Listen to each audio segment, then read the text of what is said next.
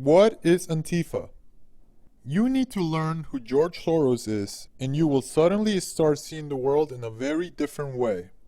He's the 15th richest person in the world, worth over 25 billion.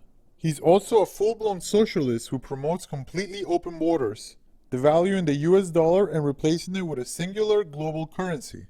Literally a new world order. The term for this is globalism. First of all, he was a convicted felon and was a Nazi collaborator who profited off the Holocaust. Some people will try to lie and say he survived the Holocaust because he's Jewish, but in reality he survived by pretending to be Christian and taking a job with the Nazis where he stripped valuables from the Jews, then sorted through it as they were loaded onto cattle carts in front of his face. This wasn't something he was forced to do. He was paid very well for it and described it as the happiest time of his life. To this day, he says he still feels absolutely no guilt or remorse for it. He claims he was too young to understand what was going on. He was 14. He also has denounced his Jewish heritage and has donated to anti-Israel terrorist groups. He's paying these people to go out and riot in an attempt to divide America and cause civil uprising. He has also single-handedly funded Black Lives Matter and the Ferguson protest, along with both of the women marches, the march for rights they already have, lol. He funds all of it for the same reason, civil unrest. It's a divide and conquer technique. One of the richest people in the world, who has billions of dollars worth of ties to over 30 major media news networks, CNN, the LA Times, Washington Post, even NPR. Not only does he funnel billions into these media organizations, but his foundation called Open Society has funded various committees and boards, which all the heads of these companies are members of. And the media is only run by 5 major corporations. You have the News Corp, who owns Fox News, Disney owns ABC, Comcast, NBC, Time Warner owns CNN, HBO, TBS, etc., and National Amusements, which owns CBS and Viacom and everything they own. He's got billions tied into 4 out of 5 of these companies, all of them except News Corp. One man controls the narrative of 90% of the media you see, hear, and read every day. He formed an alliance with Hillary Clinton back in 1993. Most people don't remember, but an early version of Obamacare was tried that year when Bill was president. The Clinton Health Care Plan, known officially as the Health Security Act, and unofficially nicknamed Hillary Care. Soros was the architect of this, and it was the basis of their alliance. When Hillary Care failed to pass, he got upset and launched a new plan. This is all 100% facts. I'm not a conspiracy theorist, lol. Fast forward to 2001. JFK Jr. was planning to run for the open Senate seat in New York. He suddenly died in a plane crash. Clinton suddenly emerged as the frontrunner, and her campaign was funded by Soros and she won. Fast forward to the year 2002. He created what was called the McCain-Feingold Act. Yes, named after John McCain, who was still receiving millions of dollars per year from Soros to the day of this post. It's public record. The McCain-Feingold Act was a Trojan horse under the disguise of campaign financing reform. It regulated mom-and-pop donations that the party relied on, which caused the Democrat Party to go into financial crisis and nearly bankrupt. It also allowed Soros to swoop in and literally buy the Democratic Party using his alliance with Senator Hillary Clinton, who he essentially owned at this point. Since then, he has been deciding party policies from behind the scenes and spent billions more funding both of presidential races. When she lost the first race, but was appointed Secretary of State, Soros set up a committee. They called themselves the Shadow Government, or Shadow Party. That's not a joke. That's really what they were called. They were also referred as to the 7th floor group, as they occupied the entire 7th floor of the State Department. And this is where most of the party decisions have been made since 2008. After Clinton lost to Trump in 2016, if you're following, it was really Soros running for president under Hillary Clinton's name. Rex Tillerson kicked Soros and his shadow party out of the State House. Ever since then, him and David Brooke, a top unofficial Clinton advisor, who runs Media Matters, ShareBlue, both also funded by Soros, got together and decided to cause civil unrest in an attempt to remove Trump from the White House.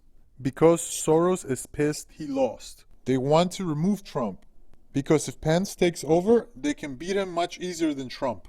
And this is how Antifa was created.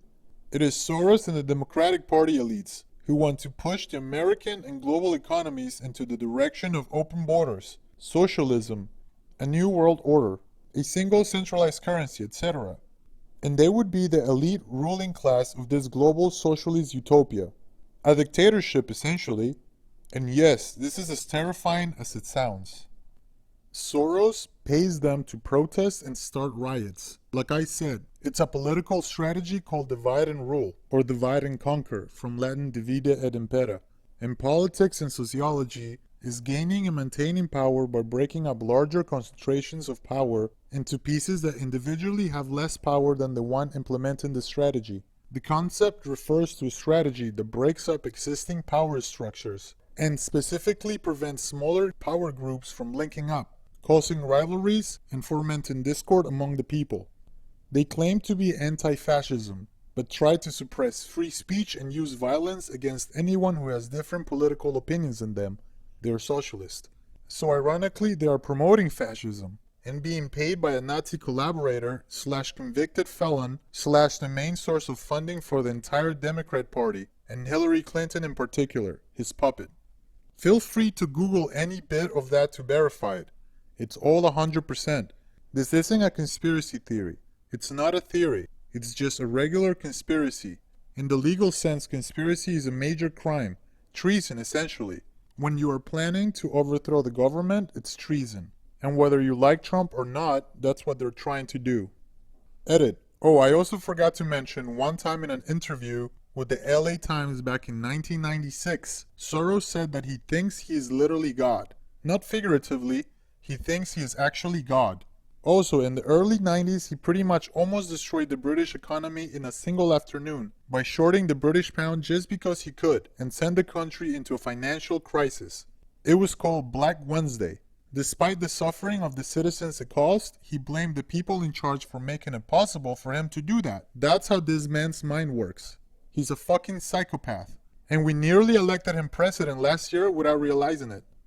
Him and Clinton even won the popular vote. If it weren't for the Electoral College, George Soros, a convicted felon, pro-socialism globalist who promotes completely open borders, a centralized global currency under the control of a new world order, and who was an actual Nazi collaborator that profited from the actual Holocaust, right now he would be the top advisor to President Clinton. And the new world order already exists. They just want to expand it.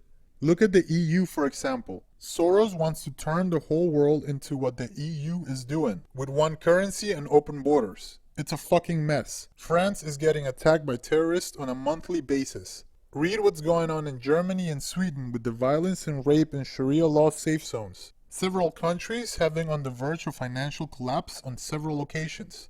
Soros also has $13 billion in ties to dozens of multinational corporations by way through open society. Brexit will go down as the thing that saved the UK from that nonsense. Read up on what the World Trade Organization is, the WTO, and the World Bank, and how it's reliant on the Federal Reserve, which determines the value of the US dollar based on nothing, and is privately run by Wall Street bankers who refuse to let the government audit them. Every time they try, the bill gets shut down over and over again. So if you ever heard anyone talking about why they hate globalism, that is why. These Antifa kids are basically millennial idiots who think socialism is great and that Republicans are fascists and they love to protest things. But to explain who they really are is much more complicated. They're being funded, and it's for a reason. Divide and conquer is a political tactic that is as old as politics itself. If you're a history fan, you know it's been tried many times. It's considered Machiavellian. And generally, the people trying to implement that strategy aren't doing it in the name of democracy and freedom, or with the best interest of the citizens in mind. It's almost always for the benefit of the people trying to take power. If someone is implementing divide and conquer and spending billions of dollars to do it, you should be concerned about them. History has a way of repeating itself. It's working, by the way. Have you ever seen a country this divided in your life? So that's who Antifa is. I just tried my best to do it in one post, lol. Best post ever. I don't know why the rest of the world has not caught on to the pure evil Soros is. Well, if you actually read it, then you would know why.